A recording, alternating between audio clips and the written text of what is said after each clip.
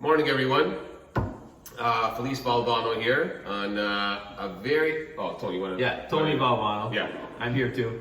And it's our very coffee time. Coffee time, but a very, very special coffee time today. As you see, of course, we have our mom's cookies, but we have a bag of 416 coffee. Okay, it's a fantastic coffee shop in Porto Luzzi. We have Mr. Carmen from 416 Coffee with us today. Yeah, we're very, very excited. And, not too many people have the same type of passion that we have, for doing hair, of course. That's right? correct. We have that passion for hair. We Yes. happen to source out the most passionate person about coffee in Niagara. So we'd like to bring on to our show right now. Carmen, come on in. Come on in, Carmen. Yeah, the big round of applause. Hey, Big round of applause. Carmen. Okay, There Carmen, he is. thank you first of all for being here with us Thanks today. for having me. And we happen to, frequent your cafe down in Porto Luzzi and realize that Thank you. it is the best coffee that I have ever had. So we're here today. The We wanna know. service, the service that you get there is impeccable. I got to say that as well. It is amazing. Coffee so with a smile. Coffee with a smile. There you go, And people. they got Coffee some with a great smile. beers too. I see you're wearing one of your hoodies that you guys have as Latest well. hoodie that Yeah. my son just It's pretty awesome. new design. Now we got another Yes. one coming up And- in a week. Awesome. Perfect, awesome. perfect. And for you guys that haven't yet, and I hope you do, so Carmen's son Christopher, he does awesome Instagram TV on 4016 Instagram. Okay, so just a shout out there. Okay, so let's hear. Yeah. Carmen, I want to Coffee know. with Chris. Coffee with Chris. There you Coffee go. with Chris. Coffee with Okay. That's Chris. Carmen, we want to know your story. How did you get into coffee, and why is this passion so strong for you with this coffee world? Please tell us a little bit of your story. How much time do we have? We got all day. We're just drinking coffee. That's all we do. Started a long time ago, 22 years ago, up in Toronto, Okay. with my cousin, sitting around, fixing machines. I started off fixing machines. Okay. That's when I first started doing it. Not even coffee. Awesome. 2 years later, there was a roastery that was belly up. My cousin told me about it. Went up there and I went to buy it. I bought the whole factory. Perfect. Took it off. Didn't even know how to roast. Jump right in. I like that. I Didn't like even know how that. to roast. So buying this coffee, putting it in the roaster, burning batches. Yeah. See, realism here. Everything's going out to the garbage. It's like, what the hell did I do? Awesome. So then I had to call my cousin in and say, hey, you need me a hand here? He's like, well, I work. I'm like, well, you gotta give me, hey, he used to work for Joe Barbata at Barbata Cafe. He used to work for Salvatore at Fiammac. So he came by and he started helping me out. Showing me how different kinds of roasting, how the temperatures mean so much, time Yes, means so yes, much. yes. Listen to first crack, second crack, smells, everything. Coffee's alive. And that's the whole thing that I really like about the coffee industry is that it's such a life. It's a live product. It's a product that's you can do so much with it, right? And that's why when people come up and they show me, on their internet page, oh look, I got this computer, and the computer tells me how much air and how much oxygen and how much smoke is coming out and the moisture, and they give you all this bullshit. Like, I mean, just sit there and start roasting it, like feel it, know it. It's like a top chef. You come up to a chef and you tell him, you know what? Well, we're going to take it, we're going to put it in the microwave oven and put it on for 30 seconds. Like, that's not roasting coffee. No, definitely. Understand your coffee, know your coffee, see how much moisture is in it. And I understand it's certain, it's an art, science and art, but combined, like the taste, the flavors, everything. You want them to come out. There's no set time.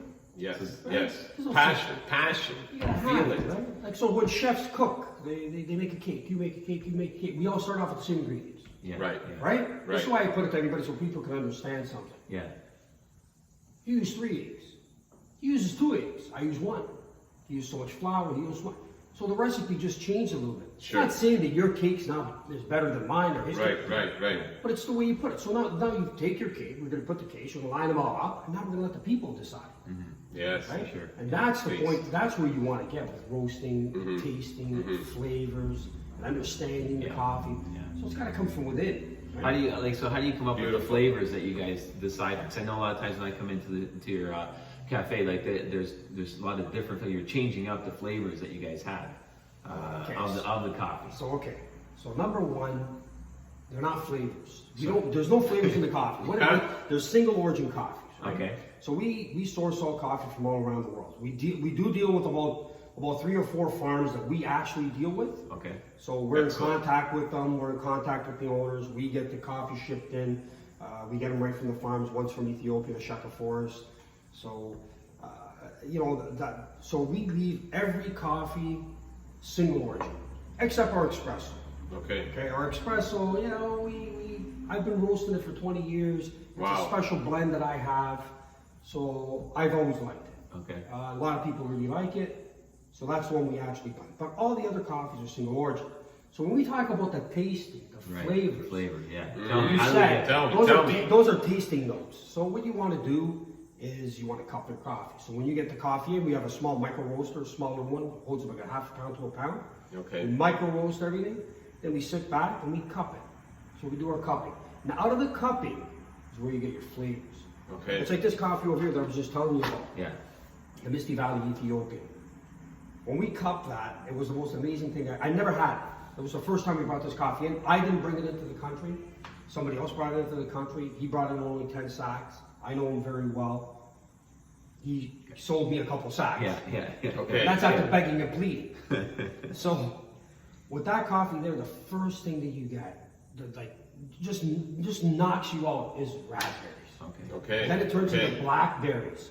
But it's got such a long finish that at the end of it, it almost tastes like a milk chocolate. It's friggin' amazing. This is So that's where you get your tasting notes. Okay. Right? Perfect. So every coffee is from every area, and that's why we did it. We did it for the sole reason that everybody used to come up to us and say, "You got any Colombian? You got any Colombian?" Yeah, well, that's what everybody kind of knows, right? It's been marketed that way. Right. Does Colombian right. have beautiful coffee? Amazing coffee. We get Sure. a Colombian that's 1,800 meters above sea level. It's amazing Colombian, right? Wow. But the whole thing is that there's so much more out there to coffee than just Colombian. Exactly. So many regions, right? Like Brazil is the #1 producer of coffee in the world, Wow. Okay. right? Yeah. There So you go. There you go. There's A little history for Yeah. sure. Yeah, there you Well, go. Carmen, thank you. You've shared a lot of information with us. Now I'm understanding coffee a little bit more, realizing that I am not as good of a connoisseur as I thought I was. But I love it. We your coffee at the shop. Tell us a little bit about the 416 in Port Luzzi. How's that? Well, how did that become a new venture for you? Why did you guys decide on sharing your roastering it with actually serving coffee? So, Tony, in reality, we had everything. I had everything put in storage for 2 years. After 2008, we got hit hard. Okay. Then we tried to recoup for a little bit. Yeah. I took everything and I put everything in storage for about a year and a half, almost 2 years. It was about a year and a half, everything was in storage. And I was able to sell it. Everything was for sale. Yeah. The whole kit and caboodle. Yeah. All the machines, packaging machines, everything. And Christopher came up to me and he goes, comes from university one day, he got his BBA in Prague. Okay. And he goes, "Dad, let's reopen up the factory." Sure. And I'm like, "No." I go, "I'm not doing it." He goes, "Why?" I go, because a lot of people didn't pay, closing doors, I never got paid, I lost all kinds of money, and it's hard. Yeah. He goes, "That's because you didn't have the systems in place." Okay, what are the systems? Because the kids, they He goes, "I'm going to take care of that end of it." Perfect. He goes, "You take care of the roasting and all that, because that's what you want to do." He goes, "I'm going to take care of the market." So we opened. Nice. So we started, it's going to be our 5th year, me and my son have been together this year. We started with 132 pounds a month. 1, 2, 3 accounts. Okay. Now it's been 4.5 years. We're up to 3,800 to 4,000 pounds a month. Wow. Amazing. We're up to Amazing. 70 restaurants a month. Nice. So That's 6 months ago, Christopher said, "Well, I want to do something retail." And I'm like, he's going to be, I'm old, man. I just what the hell are you getting me into? Give me more work? I don't want more work. I want less work. Yeah, true. So he goes, "Let's do something with retail." And I said, "That's fine." I go, let's how are we going to put it together? So we talk and everything. And by the way, just to let everybody know, because everybody keeps on coming up to me and saying, "Oh, I'm talking to you because you're the boss." Let's get something straight. When Christopher finished his university degree and he got his university degree, and we came into partners, we're actually partners. He owns 50% of the company.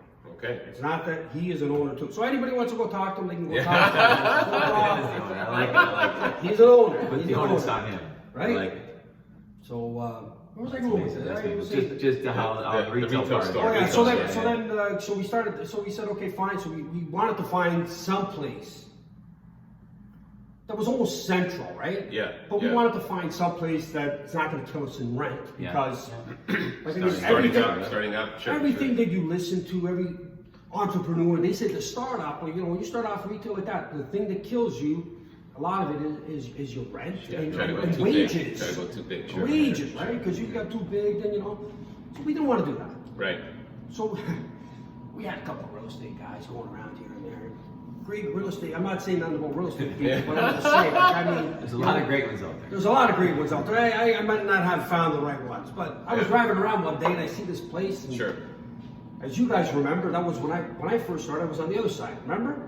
Yes. 20 yeah, years yeah, ago. Yeah. Yes, 16 that's years correct. ago, That's when correct. that mall first opened up, I was on the other side, Yeah. where the ice cream place was. Yeah, that's right. So I look at it and I'm looking at it and I'm going, son of a bitch, I was on the other side. Yeah. I go, now the other side's for me. Yeah. Yeah. Comes full circle sometimes.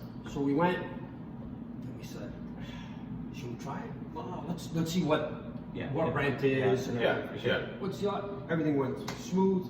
Signed the papers after 2 weeks. 2 weeks? Yeah, 2 weeks. We signed the papers. Nice. We started renovating. We opened up, and I don't know. You've been there since day one. No, your daughter. Your daughter came in since day Maybe, one. yeah. Yeah. I love coffee. So Well- they would have seen the transition that we Yes. did, Yeah. because we were just very plain. And another big thing that we do is that we reinvest into the company. Right. Reinvest into the business. Sure. So Smart. so from the beginning to now, you would have seen a big transition in a sense of Yeah. like we got the caffeine blue sign up. Yeah. No, it looks great. The space, You the know, space so is Well, awesome. the it's Very shelvings. inviting. Yeah. Yeah, sure. And to that, Mark, for our kids to come back home and say, Dad, this coffee in Port's awesome. Yeah. There you go. You got the kids already hooked up. So we opened up in the second week of July. The month of August, we were lined up with all the kids. Yeah. All the kids loved it. The cacao Fredos, Yeah. cold brew, Yeah. and they were just going crazy. Yeah. Good. Good. So that's when we said to ourselves, okay, things are starting to go right. Maybe we got Yeah. something. We got something good here. Yeah. So Christopher started promoting it even more. Yeah. He started doing his end of the business. Yeah. Getting his the promotion. expertise in there. Yeah. He started working it and stuff like Yeah. that. Yeah. And then another thing is we left Single Origins. I told you why, because we wanted to let people experience coffee from different parts of the world, not just come up there and say, oh, I got Colombian, or there's another one. What kind of blends do you have? Well, we don't have blends, Yeah. right? Yeah. Because I can take a blend, like a lot of people will carry like maybe 3-4 different kinds of coffee. So then they blend. They'll give you a breakfast blend. You get breakfast blend, Yeah, you get an yeah, afternoon yeah, blend, yeah, and I get a yeah. night blend, right? Yeah. There we go. Blend it all together. But the problem is all the same coffee, just a different ratio. Sure. Right? It might be cooked a little bit different, but it's all at different ratios. But it's the same coffee. Right. So the profiles are going to change a little bit, the way you cook it and stuff like that. Yeah. But it's not anything new. So we left Single Origin. Come in, and you know what? Some of these small farms have a lot of coffee, so we just have a little bit of coffee that we can get and stuff like that. So you can have an experience. Sometimes like we have the Ethiopian shekels, and it went out. We're still waiting. Now February, the guy's going to have the new crop come in. Right. Nice. So now we're going to get it shipped over, right? That's amazing. This So is these are the amazing. things. Yeah. That's great. Well, you know what? Port Dalhousie, thank you for coming there because it's right around the corner from us. It makes it easy and convenient for us. But the coffee is amazing. Your passion, as we've seen here in the last little bit, how into coffee you are. We wish you nothing but great success, and that'll happen because you've got an amazing product. And Thank you. when you have amazing people behind the product, it's kind of win-win for everybody. So Awesome. yeah, without further ado, So 416 Coffee. everyone, 416 Coffee in Port Dalhousie. Carmen, thank you very much. Thank you for having me. His son Chris. Thank If you haven't checked it out, go check it out. And a very handsome Good individuals. hair, good hair. For Carmen and his son Chris, very handsome individuals. For all you young go ladies check it out out. there. Coffee with Chris. Not Carmen, because he's no. married, of course. Yeah. Amazing. Okay. Thanks, Carmen. Cheers. Salute. Thanks, Cheers. Carmen. Thank you. Salute.